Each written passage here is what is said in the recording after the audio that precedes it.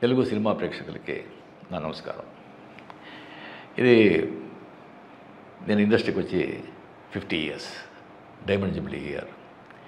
ఈ ఇయర్లో కూలీ సన్ పిక్చర్స్ ప్రొడ్యూస్ చేసి లోకేష్ కనకరాజ్ డైరెక్షన్లో అనిరుద్ మ్యూజిక్, దీంట్లో వచ్చి August 14th diamond Jubilee picture వస్తూ ఉంది.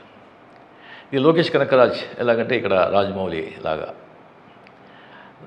రాజమౌళి గారు తీసిన పిక్చర్ అన్నీ హిట్, అలాగా లోకేష్ కనకరాజ్ పిక్చర్ తీసిన అన్నీ సూపర్ హిట్.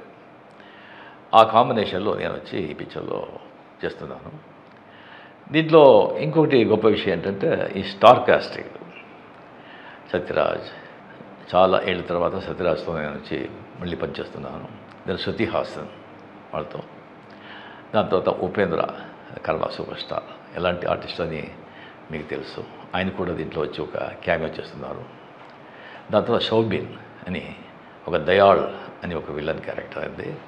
ఇంకోటి దోహా అని Aamir Khan first time South Indian ఫిలిమ్స్లో స్పెషల్ అపీరెన్స్, ఆయన కెరియర్లోనే ఒక స్పెషల్ అపీరెన్స్ చేస్తున్నది ఇదే ఫస్ట్ టైం అమీర్ ఖాన్. దాని తర్వాత ఇంకా చాలా పెద్ద అట్రాక్షన్ ఏంటంటే కింగ్ మన నాగార్జున గారు దీంట్లో యాంటీ క్యారెక్టర్ విలన్గా చేస్తున్నారు. ఆ సబ్జెక్ట్ విని వెంటనే నేను వచ్చి ఆ క్యారెక్టర్ సైమన్, అది నేనే చేయాలని ఆశ. అంత ఒక నాకు ఎప్పుడూ విలన్ చేయాలంటే చాలా ఇష్టం. విలన్ కదా బేసిక్గా. ఆ క్యారెక్టర్ ఎవరు చేస్తారంటే అది చాలా స్టైలిష్గా ఉండాలి అండ్ ఫెంటాస్టిక్ క్యారెక్టర్. అది కరెక్ట్గా డైరెక్టర్ గారు వచ్చి ఒక 6 months ఆ క్యారెక్టర్ని ఎవరిని కావాలని చెప్పి, దాని తర్వాత నాతో సార్ ఒకరితో మాట్లాడుతున్నాను. 6 times వచ్చి మీటింగ్ అయిపోయింది, సిట్టింగ్ అయిపోయింది, ఎలాగైనా ఆయన వచ్చి తీసుకొచ్చేస్తాను అని చెప్పారు. నాకు ఎవరు అని. దాని తర్వాత ఉండే సార్ గుడ్ న్యూస్, ఏంటి సైమన్ క్యారెక్టర్కి యాక్టర్ దొరికారు. ఎవరు?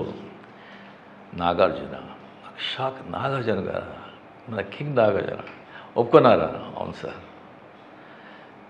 నాకు వచ్చి డెఫినెట్గా డబ్బు ఇచ్చి ఆయన వచ్చి యాక్టింగ్ చేస్తారని నేను లేదు. కోట్యాధీశ్వరుడు, డబ్బు కోసం ఆయన యాక్ట్ చేయడు, ఎందుకు అవసరమే లేదు. ఆయనకే అనిపిస్తుంటుంది. ఐ థింక్ ఎప్పుడూ మంచివాడిగా చేసి ఎన్ని రోజులు మంచివాడిగా చేసేది ఒక చేంజ్ ఉంది, చేస్తామని ఈ పిక్చర్లో ఆయన ఒప్పుకొని ఉన్నారు.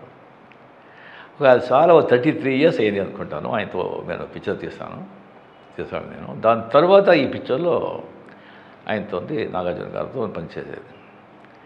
అప్పుడు ఎలా చూశాను, దానికంటే ఇంకా యంగ్గా ఉన్నారు. నాదంతా వెంట్రుకలంతా ఊడిపోయింది, అంత యంగ్గా, స్కిన్ టోను, ఫిజిక్స్. నాకు ఆశ్చర్యమైంది. ఏం సార్ ఇది, ఏం రహస్యం, ఏంటి ఇలాగ ఉన్నారు చెప్పండి సార్.